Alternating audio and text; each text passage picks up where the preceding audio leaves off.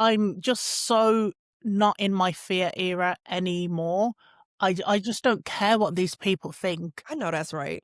I just don't care. I can't let it bother me. So yeah, there's been a lot of doors slammed in my face, emails gone unread, a lot of opportunities that I thought I had and then were taken away from me. And they very well could be because I am a black woman, but I just Uh-huh. don't want to be around you if that's the case. Compost and cotton and cornrows.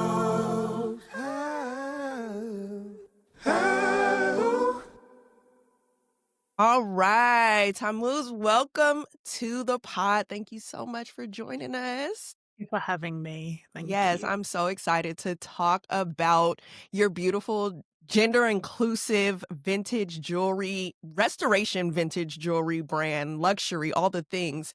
But before we get started, let's ground the conversation in knowing how you define sustainability. So sustainability to me is just an end to overconsumption, overproduction. It's making use of firstly what we already have and just finding the most practical, ethical, and least harmful ways of producing what we need, first of all, and not necessarily what we want. And just giving this world a break, Yeah. giving Earth a she's had enough. I love it. I love it. Especially from a jewelry designer going into the production and consumption models as part of your grounding definition is actually interesting. And I'd love to know just a little bit more about the idea and the leap into creating your jewelry brand Cove and what it felt like to dive into mitigating overconsumption and using what already exists to create a beautiful, iconic luxury brand. So I've always loved jewelry and a caveat cheap jewelry because that's all I could have. Mm, right. And I've always used it to, I suppose, differentiate myself. I wore a lot of my older sister's clothes growing up. And the only way to put my spin on it was the access to jewelry that I had when I was a teenager, when I was coming of age. And I've always had this idea for a jewelry brand in my mind, but there are so many beautiful pieces. There are so many houses that have already created wonderful stuff. I genuinely don't think we need to produce any more jewelry. Mm, It's something that humans have adorned themselves with for millennia, mhm. and there is just so much of it stacked upon shelves, gathering dust, good to go, maybe needs a little bit of restoration.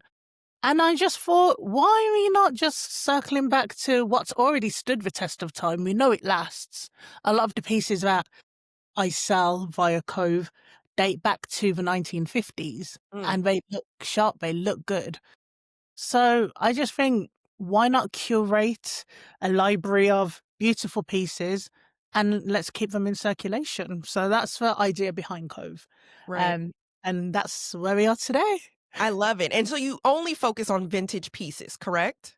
Vintage and pre-loved. If I see a piece that was created in 2010 and it looks good, I'm taking it. Why not? It's Yeah. there. You Yeah, know, yeah, yeah.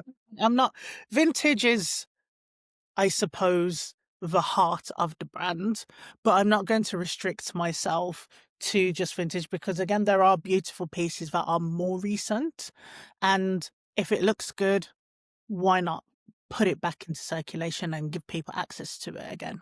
Absolutely. And are you framing your pieces, your collections as luxury? And if so, what is the sort of the heartbeat of what luxury means in the sustainability space to you?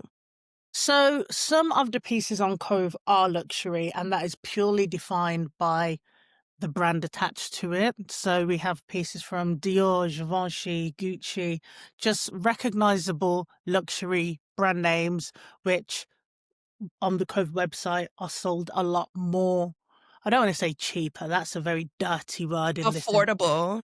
More affordable, more cost efficient Mhm, mhm, mhm. than they are than they are for on retail sites, on their brand websites.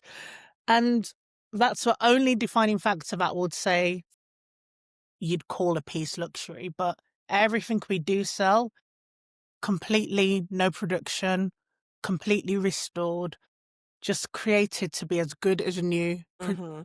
cleaned up to be as good as new again. And that's the big thing about Cove, is that we just want to make use of what we already have. Yeah. One thing that I find very interesting is that jewelry isn't centered enough in the sustainable fashion discourse, which is why I was like, "Oh, we gotta talk. We gotta talk about it." Because to me, accessories in general have such powerful they're such a powerful tool for communication and culture and representation and identity and memory and just all the things. And how do you see your pieces as serving more than accessories, right? Like how do you see your pieces as vessels to mitigate, environmental detriments as well as, story, legacy making objects? Yeah, jewelry, there's such a personal attachment that we have to jewelry, and we don't actually recognize it. It's only when you deep it. Like me, for instance, this is my grandma's ring. I only met my grandma twice in my life. Mhm. And here I am wearing her gold ring that she died when I was 5 years old. So what was Mm. that? 7 years ago? No, 29 years ago. Let me stop aging myself. And we intrinsically have such a personal attachment to jewelry items, which I've come to recognize because, like I said, when I was younger, when I didn't really have my own things, even Mhm. at the cheapest of cheap levels, it was such a differentiator for me to take ownership of my identity, of how I Mhm. presented myself to the world. And you're right when you say jewelry is completely left out of the conversation when it comes to resale, when it comes to fashion industry at large. We see it as an accessory where, in fact, if I gifted you something now, you're going to remember that I gave that to you. Yeah. You're going to hold on to that. You're going to pass that on potentially.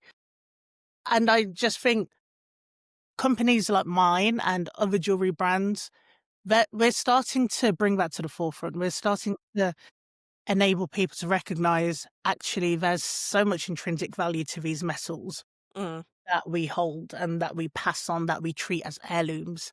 They're so important. And I genuinely don't know why that is, why we forget about it, why we forget about accessories in particular. But Either I feel like it's so odd thing, isn't it? it's odd. It's odd. I feel like I cherish and shout out to the gifts of physical, garments and pieces of clothing, but I feel like I cherish accessories and cultivate just a deeper and more enriching relationship. It's the piece of adornment that to me speaks the loudest. And I feel like we hold on to it and carry it just a little deeper. Yeah. So it's interesting that it gets forgotten about in the larger conversations.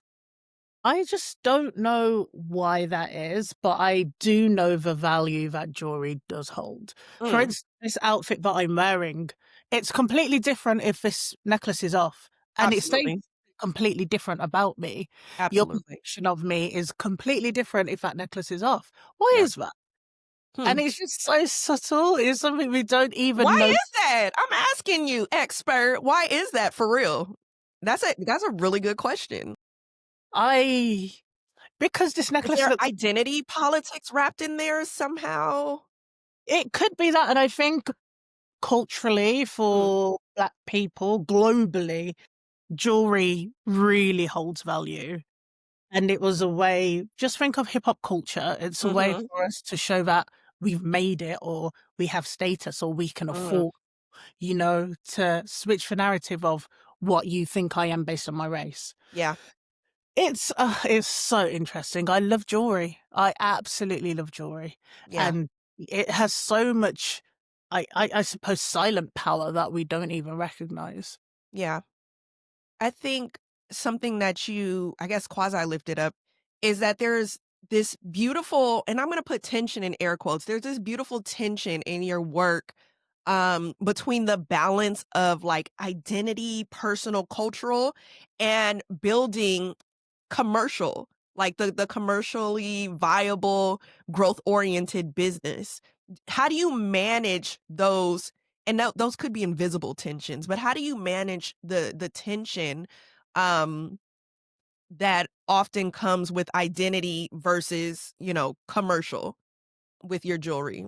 It's It's something that I've had to take a step back from and just look at holistically, because when I first started COVE, and I think it's just in my nature, it's my character to be all guns blazing.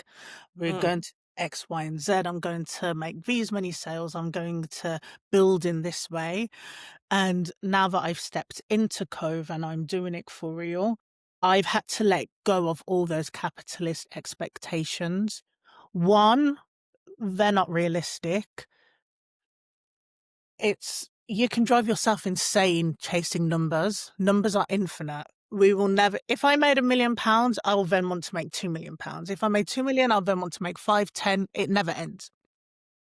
Second of all, for where I am, aged 34, how I like to consume things, I'm recognizing a shift in the way consumers now, how they buy, what they're attracted to.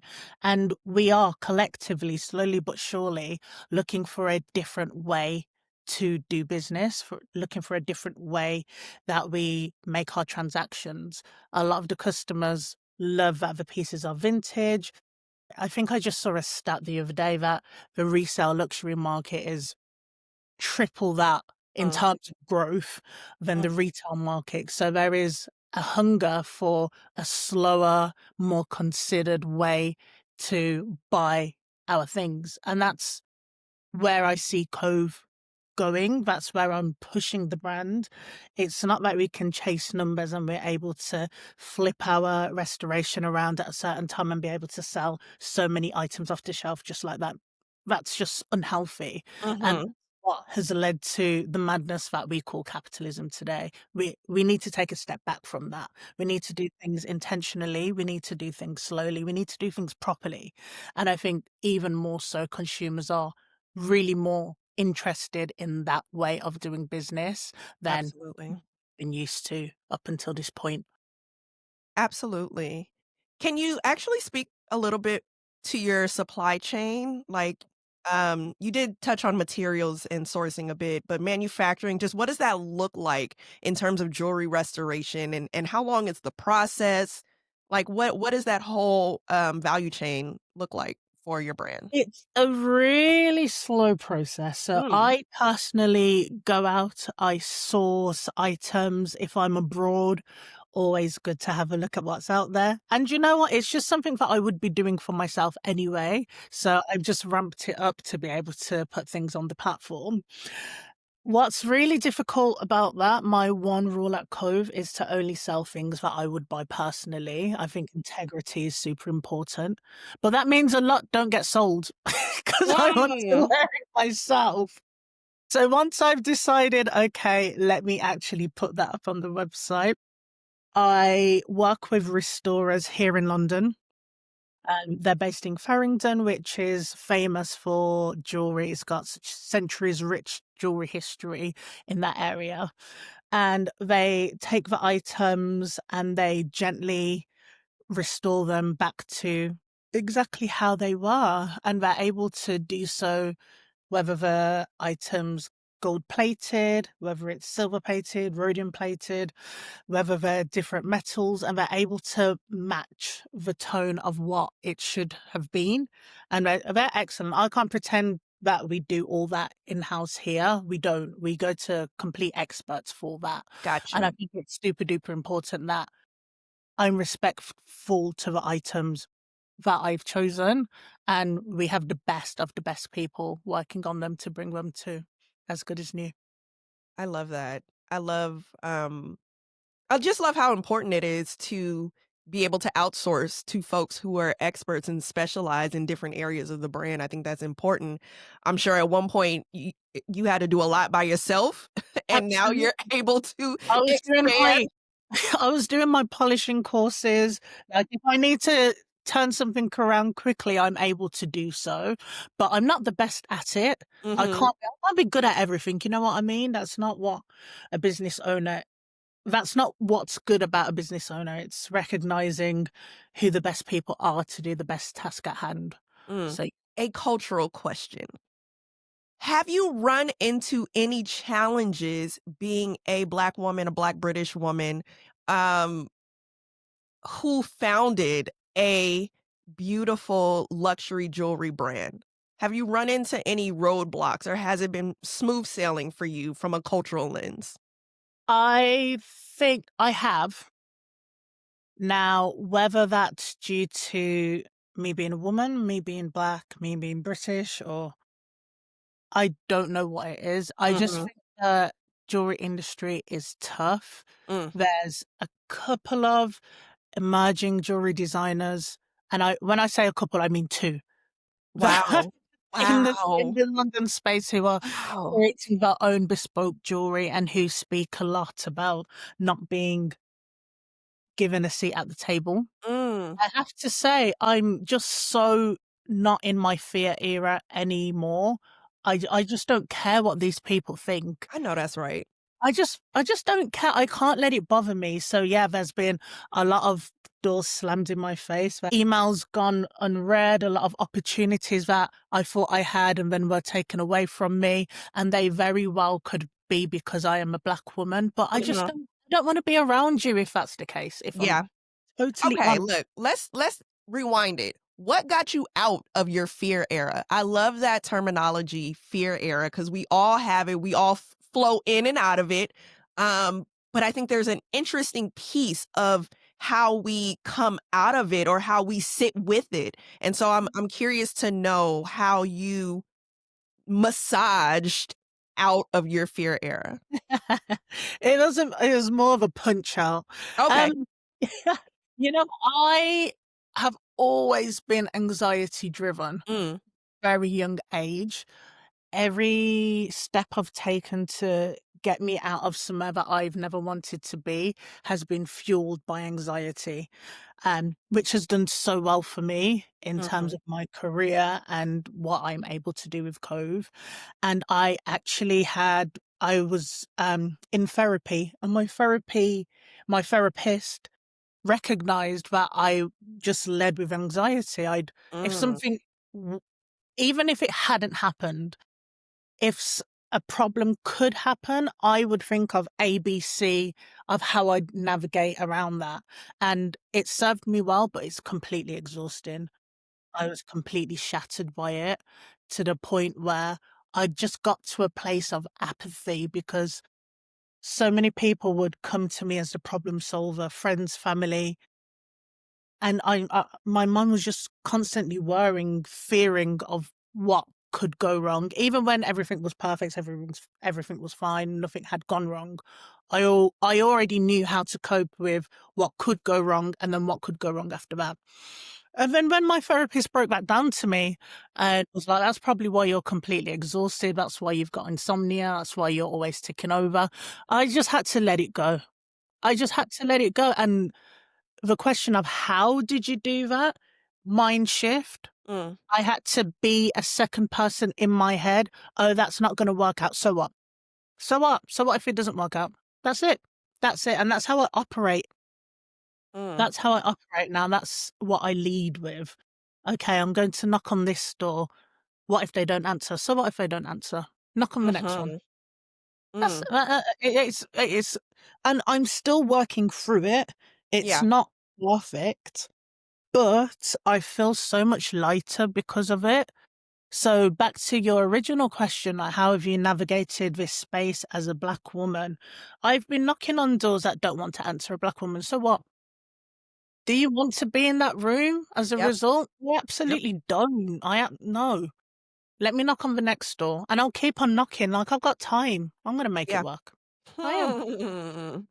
You know what's interesting is that I feel like your regenerative, unapologetic spirit is rooted in restoration, similar to your jewelry. I feel like there's a symbiotic relationship between the energy that you're giving yourself and the jewelry itself in a physical sense, but also just in a spiritual sense, in a cultural sense. So I'm listening and I'm like, "Oh, I see those connection points Yes, you from." think so.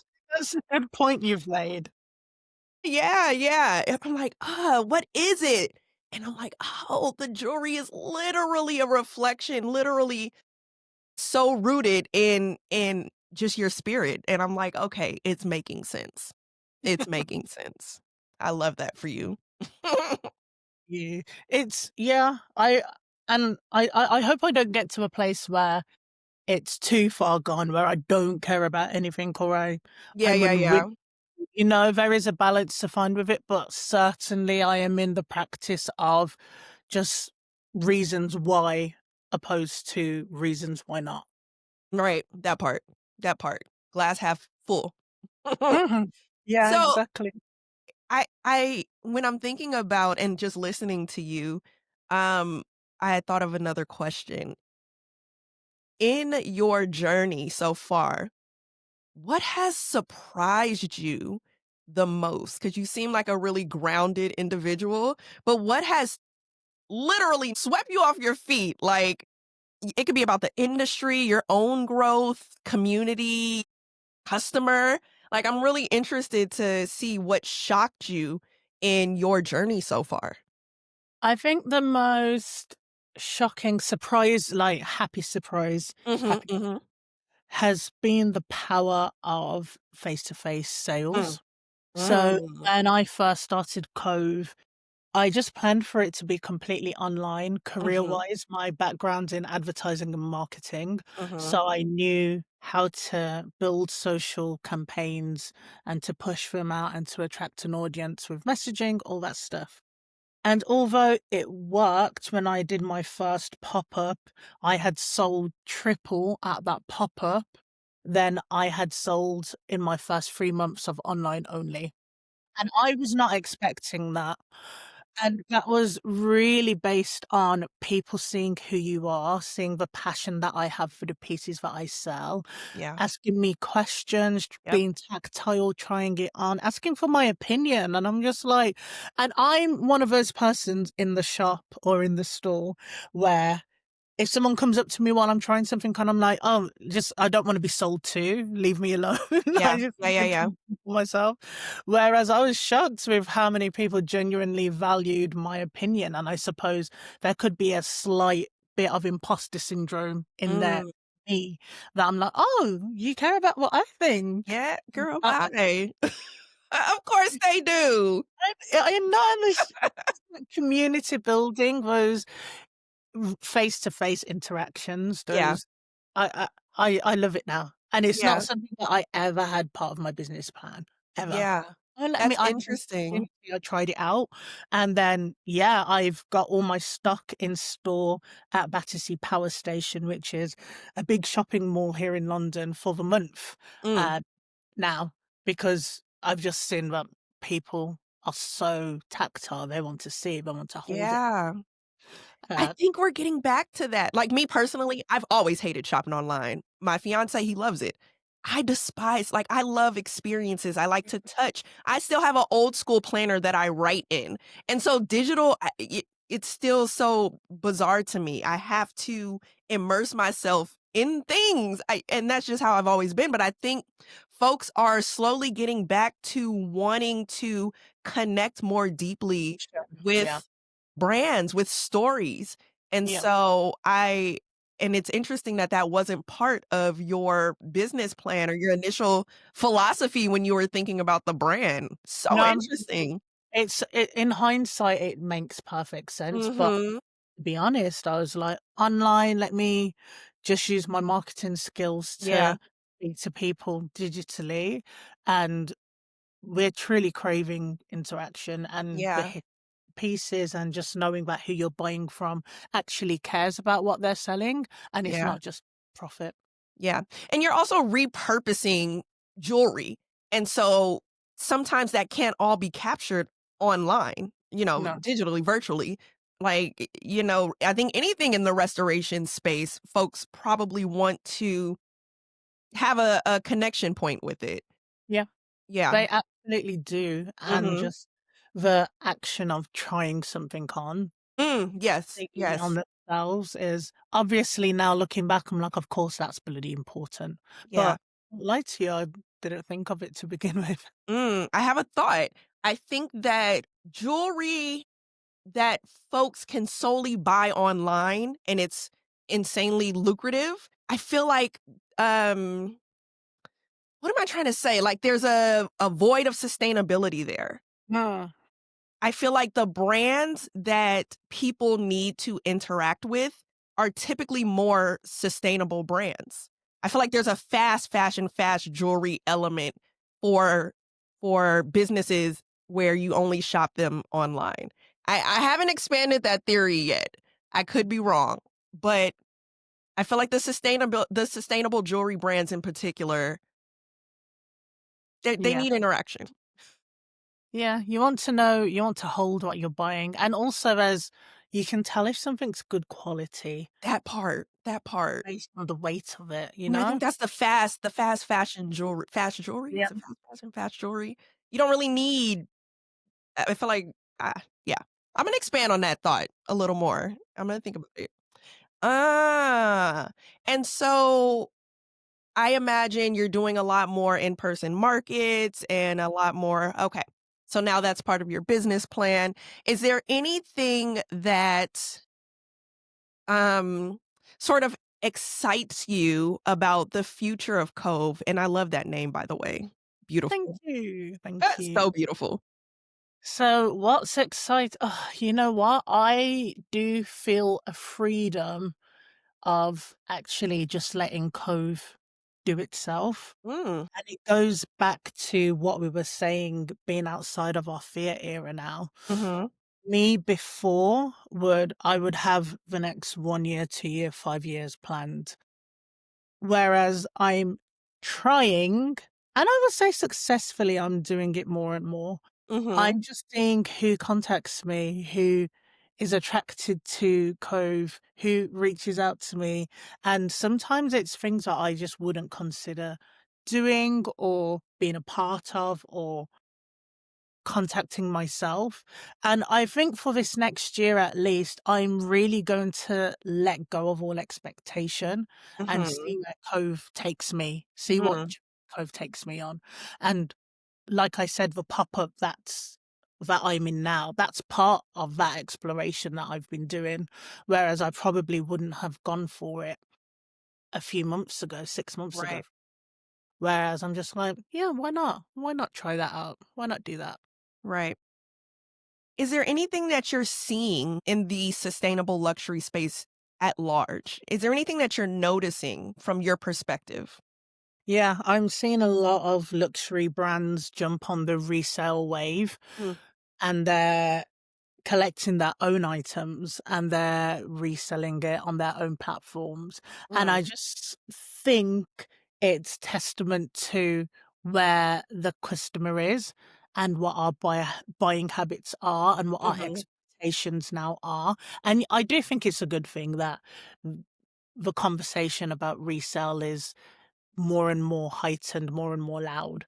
And mhm. I only see it as an upward trend that we're just gonna look at the amount that's being produced needlessly. Needlessly. Right. There's something like, is it 6 generations of clothing on the earth right now? Like, we can't, there's just so much waste. It's so important that the bigger brands, the luxury brands, are doing their bit as well, not Mhm. small independent brands like mine. Right. So, yeah, and that's completely led by the customer. It's not them doing the work because they think it's a good thing to do. They're seeing that their customers are demanding that we're more sustainable, that we're more ethical, and that we're more mindful of what we put out. And I Right. just see that resale trend grow and the retail overproduction it just needs to. Absolutely. Absolutely. I think one of the interesting things about sustainability is that there's a lot of nuance. One thing that comes up often in the resale market is the idea that the more people that hop on resale, the more expensive it becomes for folks who have been shopping, thrift, vintage, pre-loved, etc., and they get priced out of, those consumption patterns that typically was in their DNA, right? What are your thoughts? And I don't know if it's like this in London, but these are some of the conversations that are happening. Like we're trying to tackle the good and the bad and just trying to figure out what the happy medium, the balance is. Do you see those conversations happening in London and the UK when it comes to resale markets and the accessibility piece of resale as that market expands? Yeah, and I think it goes back to what we were talking about in terms of in person trying things on, because Mhm, certainly online you'll see, similar to what I'm doing, people are turning the trend of resale into a viable business and mhm, able to have a business within the space. But that means you have to take yourself outside mm, of the online, the curated, because it's really difficult, because you're not just paying for the piece. You're paying for someone's time. In my case, you're paying for the restoration. You're paying for the running of the business. Like, it all feeds into it like any other business. But that's not to say that's the only option right, for retail to thrive. exactly. Yep, So, exactly. and I think let's all remove ourselves from online. Not everything has to be bought online. Mhm, Maybe we go to the thrift shop. Maybe we go to the charity shop. Maybe we swap amongst ourselves with things we don't want. I think yeah, there's different ways into resale that's not just online. yeah, absolutely, absolutely. If you could give advice to somebody who wants to create a resale business, who wants to center it around craft and culture and commerce, what would your advice be for somebody starting out? My advice would be take your time. Mm, Make sure you're doing it for the right reasons. If you're looking to make a lot of money in a short amount of time, it's not what you should be doing at all.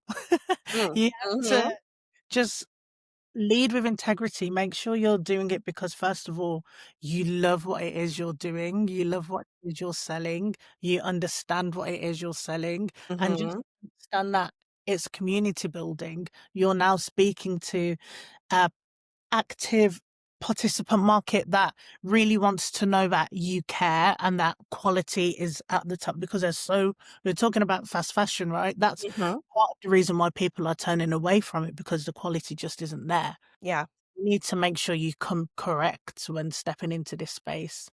And don't expect rewards to be instant. immediate. Yep. It's going to be slower. This is slow fashion. Like, just know that the language means something. Yeah, As long as you're interested in what you're doing and it means something to you, it yeah, will work out. 100% it will do. yeah. Thank you. I mean, that was mic drop.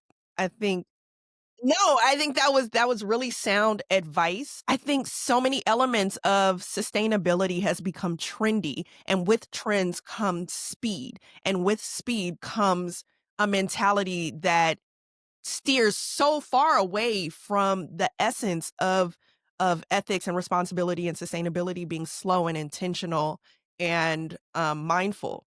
And so I think that was just great advice in wanting to clear out the noise of, yes, sustainability, and environmental responsibility is cool. It's becoming more it's becoming more mainstream. But with that, you have to reground and remind yourself why you're doing this in You're the doing first it. place, right? Like, yes, we want to we're part of the capitalist engine, so we have to make money to survive. But aside from that, I mean, that's huge. But aside from that, uh, I you It just just you doesn't just have lift to it be up. exploitative. There's a different way to do Exactly, business. exactly.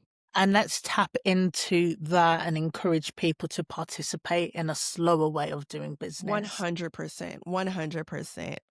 You're just speaking to legacy making, and I think that has to be at the core. Well, thank you. I mean, I just want to give you your flowers. Your brand is beautiful. I have a pair of earrings myself, They and look I gorgeous. love them to pieces. They look gorgeous on you. Thank you Thank so much. you. Thank you. I feel so powerful with your earrings. But I just love the elements of value and craft woven into environmental responsibility that comes with your brand. And of course, yes, Black woman, yes, yes, doing all the things. I'm always going to shout that out. But you're continuing to redefine luxury, whether your price point is high and it's, with the luxury brand, or not. To me, the whole thing is luxury, and you're embodying um these stories and these statements with your brand. And so I thank you. I'm excited to continue to hopefully meet you when I come to London, but No, we need to support the set that brand up. and continue to shout it out. Like, I love this for you.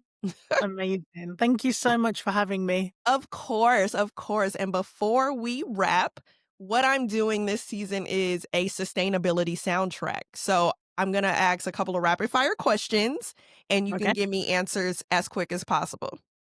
You Okay. ready? Okay.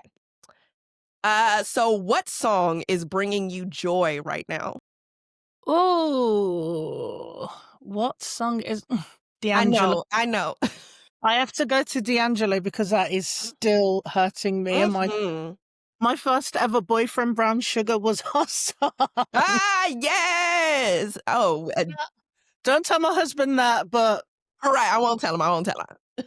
Yes. No, I'm here for adding any D'Angelo to the sustainability soundtrack. What song helps you heal when life gets really hard and heavy? song Roy Ayers, Everybody Loves the Sunshine. Dun, That's dun, our dun. family song when we're on holiday I and love the it. sun's shining and we're all together. We have to put that on. Love that. I love that. And the last one is, what song to you sounds like sustainability? Ooh. This I this know is this question is never rapid fire. Folks have to think for a minute. Like, I've never had that question before. it's so the first thing that came into my head was Daft Punk, Mm, Technologic. Do you know it? interesting. I don't know it. So Busta Rhymes on Touch It did sample. Okay, yes, absolutely. So The it's like remix or the the original? so he sampled the original and it's like Okay, bang okay. you da, da, da, da, da. And that just came to my head. I don't know why. Okay, interesting. It's giving futuristic. The future of sustainability. No, I love that. I love that. Ah, thank you. So, if you could just tell the folks how they can find you and or your jewelry and continue to be invested in your journey. Yes, website is covevintage.com and our Instagram handle is at covevintage.com, C-O-M, all one word. Awesome. Thank you so much, sis. I appreciate our You, conversation, I've y'all. loved. Thank you so much for having me. Thank you. And that is a wrap. Composting, cotton, and cornrows. We've turned nothing to gold since the birth of our soul. It's ingrained in our room. Black is more than flesh and bone, planted deep in our code, and we bear the fruit. Yeah, they wonder how our stride's so bold, and our pride stone cold after all we've been through. Rich as the texture of our crown, crown, crown. We pass it on to the youth.